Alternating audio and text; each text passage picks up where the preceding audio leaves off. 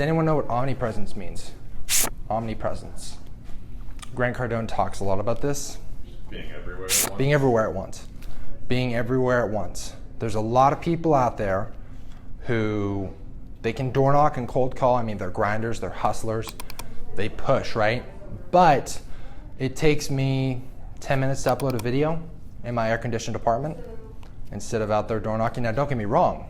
We have to do both. However, at the end of the day, if you want to have a leg up on a lot of these other people, content is your key. But you see a lot of those corny headshots, you know, on a park bench, on the bus, on your cart as you're going around, on the trash can outside Ralph's. That's good, but that's kind of lots of times their approach at getting omnipresent in their neighborhood. But with Facebook, we can target a very, very specific group of people over and over and over again. Let's say someone clicks on your video and they watch more than 10 seconds. So your attention span is 10 seconds. What you can do is when you go into your analytics of the video, they will pop up along with everyone else, and then you can retarget and keep popping up and popping up. So, does analytics include some sort of address for them? Yeah, so depending on the area, right? So if I drop a pin in the middle of the downtown San Diego area and I want a 1 mile radius, it's not showing to anyone else besides them unless it's shared, which is cool. Either way, you're most always gonna have a sense of where they're at, because it'll usually, you can either look at their profile and figure it out, or most of the time it's just gonna be because Facebook will not show outside of that radius. So, little introduction. Let's talk about something I heard from Grant Cardone, manufacturing a celebrity. Have you guys heard this before? It's pretty interesting. It's a very interesting concept. I hadn't really thought of it until actually a couple months ago. I have it plastered all over my apartment. I have this little list of what I need to do. Exactly. So take Brad Pitt, right? Angelina Jolie. These are celebrities who made it to the big scene, Hollywood. However, they're celebrities in Hollywood. If you look up real estate, Brad Pitt, or how to trade stocks, Angelina Jolie, you're not going to see it, right? Because that's not their industry. So you can manufacture yourself to become a celebrity in your industry. But let's talk about how we're going to do that. A couple of the guys that have done it. Does anyone know who Tai Lopez is? In fact, I'm a lot more proud of these 7 new bookshelves that I had to get installed. Could you pause it for me really quick? 2,000 new books that I bought. Okay, 69 million views. If you round up, that's almost 70 million views. 70 million views. This guy figured it out before a lot of people. It's organic, right? It's natural. And not to mention, we later found out the Lamborghini's rented. What he did with this video is he bought up all the ad space on YouTube. Now here's the thing, that's extremely expensive to do. But this, back in 2015, was popping up everywhere. Everywhere. Here's the thing, this guy manufactured himself into a celebrity. And we can too. We're just gonna take a slightly different approach. We're gonna take an approach of one of these other guys. Gary Vaynerchuk. He never spent money on ads. You will never see an advertisement from Gary Vaynerchuk. He doesn't sell a course. He doesn't sell any products. The only thing he does is he's a marketer. And all the big companies like Pepsi, Volvo, Toyota, BMW, they reach out to him because he is so omnipresent on this platform. And all he does is pump out content every single day. When it comes to these kind of guys, Tai Lopez, Grant Cardone, this guy, it's good to listen to their message because most of the time it's good. However, stop listening to what they're saying and watch what they're doing, right? He's not gonna say, hey, you guys should start doing film. Gary Vee will. Gary Vee will say, hey, start doing film, content. Stop listening to them because it's very easy to start watching all these videos. And then that's when you get paralysis by analysis, right? You get so obsessed, you're learning so much, but you don't really go out and do anything. So stop listening to what they're saying, watch what they're doing. Brian Cassell is very interesting because he's put out literally, I think it's over 1,000 videos. So he has 143,000 subscribers. And with that, he's posting 3 ads a day. So YouTube will rent out your space. They'll rent that space out to companies, Robinhood, all these really popular upcoming brands. And then they will rent out 30 seconds. And then you have the 5, 4, 3, 2, 1 skip. And with that, 100,000, he has about 143. He's probably making about $10,000 a month passively. Passively. Okay, so Yeah. let me ask you. Yeah. His pieces, 10, 14, 11 minutes. Yeah. Perfect. Let's talk about timing. Yeah, is that long to you or not? No. So you want 10 minutes or over. Ideally 10, 30, 11 minutes. Ideally. The reason why is because when you monetize, you can place those ads in specific places. If it's under 10 minutes, they're random. However, let's say that I'm talking to the camera, right? And I'm like, so there I was, broke, working at Einstein Bagels, and then it hit me. I know what I needed to do. And then break ad, right? There's an advertisement. So when you can place them, you can be more strategic and lower your retention rate, right? You want people to stay on as long as possible. He's the perfect example of quantity over quality, right? There's another guy, we don't need to look him up. His name's Graham Stephan. He's done quality over quantity. So you can take one or either of the approaches. For YouTube, I'm gonna take the quality approach because it takes a lot of time to be pumping out videos, and I'm a perfectionist. I can't post a video with a thumbnail like that. Who mixes red with pink? But that's just me. Either way, he's more successful than I am because he's not only doing well in real estate, but if he went the next 2 or 3 months, if he went 3 months without selling a single home, he'd still have made about $24,000, $30,000 on YouTube. That's a good feeling. And the whole reason why is because YouTube says, hey, people care about what you're putting out, so we're gonna rent your space. I want three portions of 30 seconds. They rent those out to other companies, and the ad runs. If you ever see an ad, that person is monetizing their channel. Let's talk about how do we win, right? Have you guys ever heard R&D? You guys know R&D? Rip off and duplicate?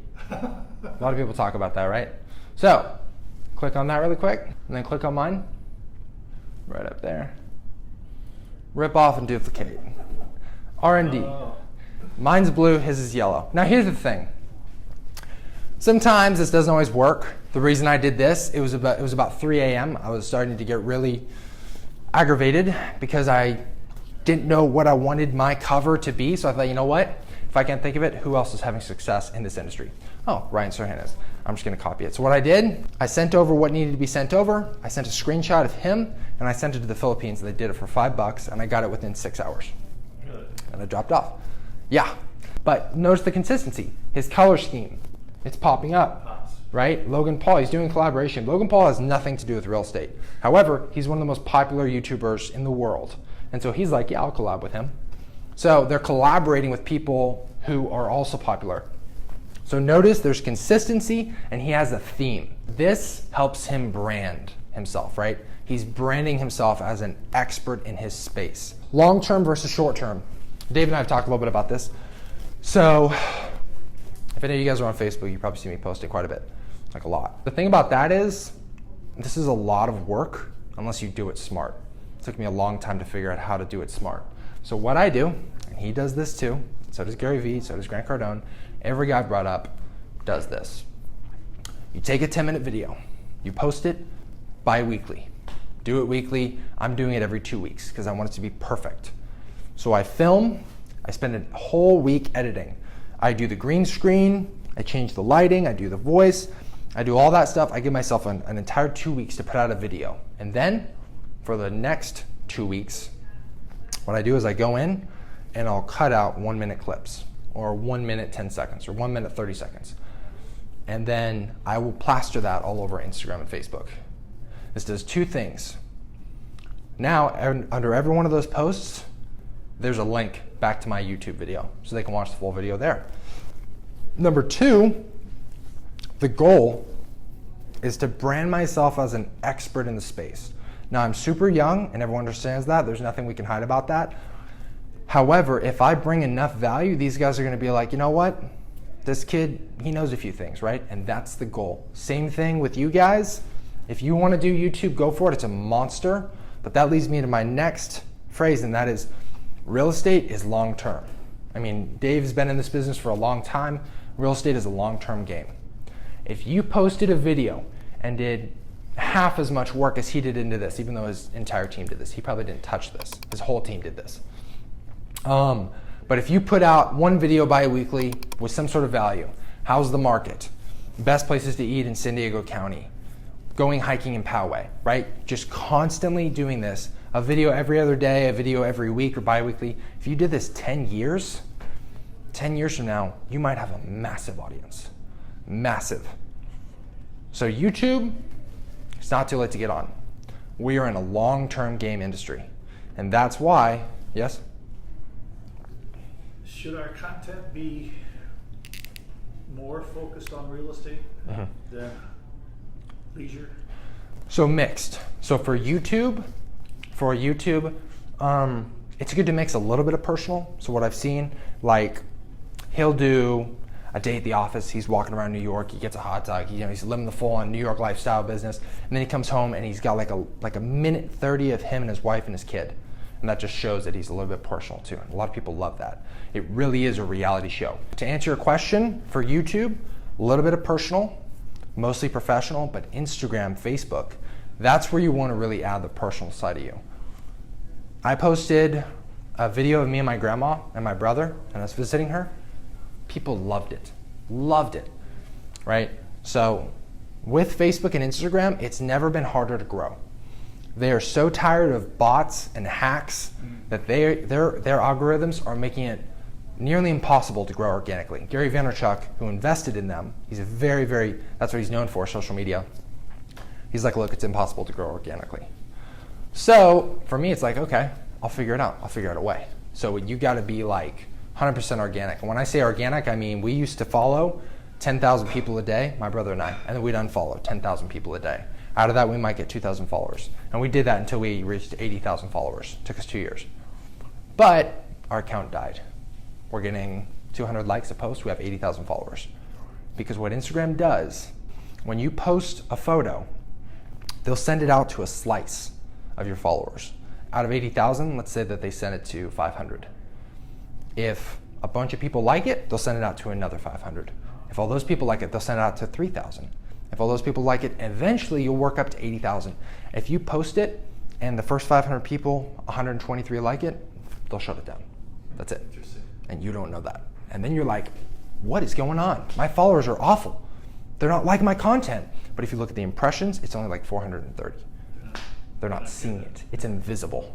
So when it comes to Facebook and Instagram, my mom comments on every photo that I post, every video.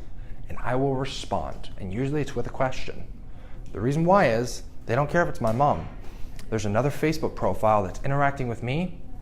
My Facebook page, it'll get 23 comments, and 18 of them are me and my mom going back and forth. We'll have a full conversation. I don't care. A lot of people are like, man, that kid really loves his mom because he's really come back at her. But Facebook is like, hey, there's 23 comments here. People are liking this. We need to keep pushing it. So get a few friends. Make a few accounts, up to you. Find out what the people like and give that to them. So that is long-term versus short-term. 10-minute video, post that in that week that you have to edit. You want to edit, post on YouTube, and then for the next week, because we're doing bi-weekly, the next week, we're splicing 1 minute, 1 minute, 1 minute. Then we're adding some text or something like that. You can splice a 10-minute video down to 10 1-minute videos in probably an hour if you push. And then it's like, yeah, but I don't have the time to go on Facebook and Instagram and post every single day. Well, thankfully, we're in the 21st century, and there's something called Hootsuite. Hootsuite is a platform. You upload all 10 videos, you write a few captions, 10 captions, and then you say, I want this posted at 6 a.m. on Monday morning. Don't post at that time, but I use that example because it's like, hey, I'm up and at 'em. Like, hey guys, I'm out here. Best times to post on Instagram is between 9 and 11 a.m. and 5 and 6 p.m. That's because usually people, right as soon as they get in the office, they got to check Instagram, who DM me, who like my stuff. Facebook, it's kind of funny. Facebook is lunchtime between 10 to 1, right around there, and then from 7 to 8. So lunchtime, they're going on Facebook, and right after dinner, they're going on Facebook. Those two things, when you're using Hootsuite, I think it's like $30 a month if you guys want a free tool, Buffer, B-U-F-F-E-R. A free tool is Buffer, and yeah, Can you question. Later? No, but it's probably, That's Similar. There's a lot of tools. You can have some fun with this, and I have a list of tools you guys are going to use. I've been doing this for 2 years now. A lot of these tools took me years to find. Changing the green screen alone it used to take me 40, 50 minutes because I'd get in there, I'd zoom in, I'd take my paintbrush and I'd paint it white. And then I realized, oh, if I click here, here, and here, boom, it's gone, and it looks way better. So these tools are definitely something you guys want to check out. Okay, theme content, this is important. I drive a Ford Fiesta Fridays, talked about it. Hey guys, I'm in Poway, just finished my shift with Uber. We'll talk about that too, transparency, where we're at. Hey guys, just finished my shift. I'm headed out to Poway because I just listed a home out there and we're gonna check out the neighborhood. Okay, you can get GoPro cameras or you can use your phone. I'm probably gonna get a few GoPro cameras. They're pretty cheap, like $200. HD. Mount one right here facing you and mount one facing your dash. And just talk. Do that every Friday. And eventually someone's gonna look up real estate Carmel Mountain. It's gonna say Adam Kirk Fiesta Fridays touring Carmel Mountain. Oh, that's cool. And then they're gonna watch 8, 10 more of your videos. Not only are they potentially gonna be your client because they're like, man, this guy's all over. But what are they doing? They're watching your content. And YouTube is saying, hey, someone cares about their stuff. Then they put in the ads. So not only are you prospecting, but you're making money while doing it. That's pretty awesome. It's hard to find that. So theme content, think about it. I think I took one night, I did Market Mondays. Hey guys, welcome back to another episode of Market Mondays. Let's talk about what the market is like in your area. Tuesday, let's think of one. Tasty Tuesday. Hey guys, we're gonna be cooking a treat. It is summertime, so we're gonna do homemade ice cream. It's a lot of work, but right, so super easy. Wednesday, Workplace Wednesdays. Real estate's a crazy game. Who knows where I'm working? Today I'm working out here at this, Starbucks in Carmel Mountain. So you can just keep going. Thirsty Thursdays, and this is a really, really big brewery, what would you call it? Community. So that could really blow up. Fiesta Fridays, but yeah, you can really, really get creative. And the point of that is, if these guys are doing it, I'm gonna do it.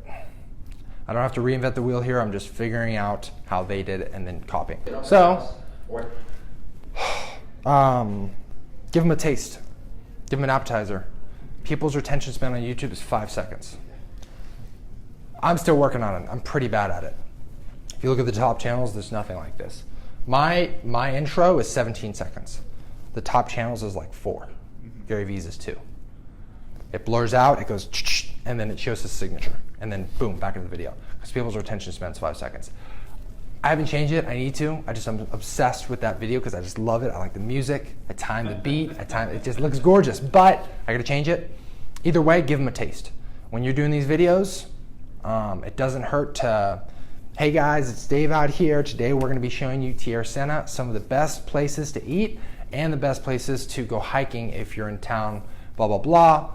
Stay tuned. And then boom, intro, 4 seconds. Hey guys, welcome back, I'm out here. So that way they know what the video is gonna be about within 5 seconds. Instead of, hey guys, welcome back to another video. My name is Dave Littleton. It's like, get out of here, right? We're scrolling through. We're competing with so much. We're competing with first day back from suspension. We're competing with best marketing strategy ever. We're competing with how to rake bag leads. Luxury lifestyle of billionaires, I want to watch that way more than that sales video or that cookie bar video. That's what we're competing with. Is how do we compete with the Ryan Serhants of the world? How do we even compete with those guys? They're monsters in this industry. The way we compete is we can outdo them on certain levels. Ryan Serhant's Facebook is awful. I looked at it. Looks like he hasn't posted in years. His team hasn't even really touched it. I can beat him there. He doesn't door knock. Of course, he has other ways to prospect, but I can beat him on door knocking. I can beat him on cold calling, right? YouTube, he's a monster at YouTube. However, his videos are not personal. His videos are, look at me, I'm in this $2,000 suit, and he's really friendly and kind, and the camera loves him. But at the end of the day, he's not real. He's not like, I'm in your face. And Brian Casella is like that. Brian Casella, it's just him. You've seen the quality of Brian Casella's videos compared to Ryan Serhant, and Brian Casella's 300,000 behind him, that's just one guy. We can do the same thing. So why do YouTube? Side income. If you don't do this, 10 years from now, you're gonna be kicking yourself thinking, dang it, Adam did that. And he's not bugging about selling houses because he's got YouTube, right? And another one, document. We want to document the journey. I've seen countless guys talk about, I used to do this. Oh man, I used to door knock 3-4 hours a day. I was dripping sweat. Oh man, I would do this, this, and this. It's like, okay, I'm gonna do it. I'm gonna video myself door knocking, cold calling. Of course, there's things I wanna take into precaution, like filming someone's house. They might not like that. But I wanna document my process. My first video is, hey guys, this is how I passed the real estate exam. Hopefully, 10 years from now, hey guys, this is how I closed a $44 million deal. That is what I want. I want that documentation